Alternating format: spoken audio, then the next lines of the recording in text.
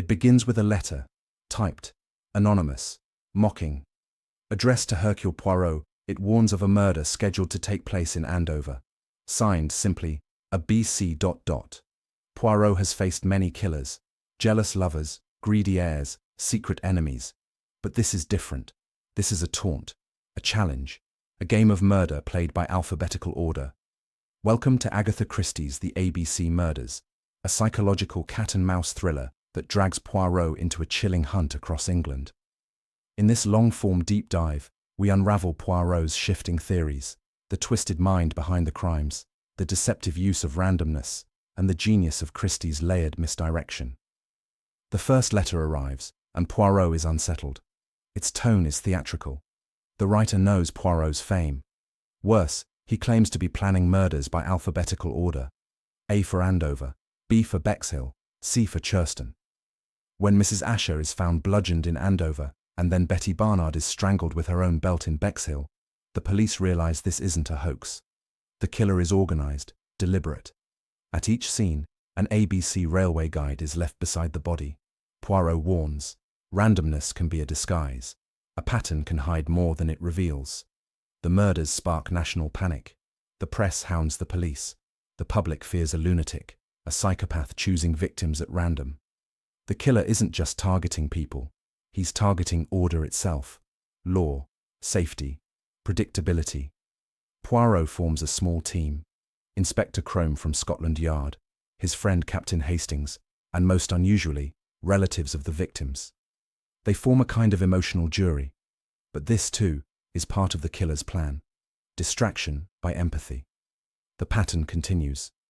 A third victim is found in Churston, Sir Carmichael Clark. But unlike the first two, he is wealthy, prominent. Suddenly the randomness phrase. Poirot notices. The crimes may follow the alphabet, but only one murder has a personal motive. Christie toys with the idea of chaos. A serial killer acting without motive seems more terrifying than a crime of passion or profit. But Poirot doesn't believe in chaos. His mind seeks patterns. The use of the ABC guide isn't just a signature. It's a symbol. The killer wants to appear methodical, above emotion. But Poirot knows. All murder is personal. He questions how the killer moves, how he chooses victims, why the guide is left in such an obvious way, why only one of the victims had a family member capable of inheriting something. Enter Alexander Bonaparte Cust, a traveling stocking salesman with epilepsy, social awkwardness, and an inferiority complex. He fits the image of a disturbed loner. He was in every city on the murder dates. He received mysterious packages. He even dreams of blood. But Poirot doesn't buy it. Cust is too perfect, too convenient. He's being framed, and the real killer is using him like a puppet.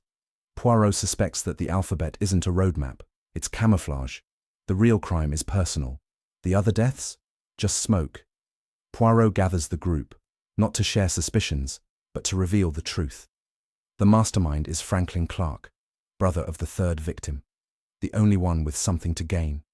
Franklin used the other murders to mask his real target, his wealthy brother. He knew that killing Sir Carmichael in isolation would raise questions. But buried among other murders, it would be lost. He planted the ABC guides.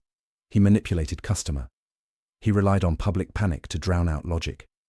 But Poirot, ever precise, ever human, saw through it. Because he understood something the killer didn't. Randomness is rarely random. The ABC Murders isn't just a battle of wits between detective and killer. It's a commentary on how easily perception can be manipulated. Christie shows us that even in the face of seemingly senseless violence, motive still matters. People kill for love, for money, for pride, but never truly at random. And in a world fraying at the edges, Poirot's order, logic, and deep compassion remind us, behind every puzzle, there's a person. Thanks for joining this long-form analysis. If you enjoyed the journey, subscribe for more deep dives into Agatha Christie's timeless mysteries.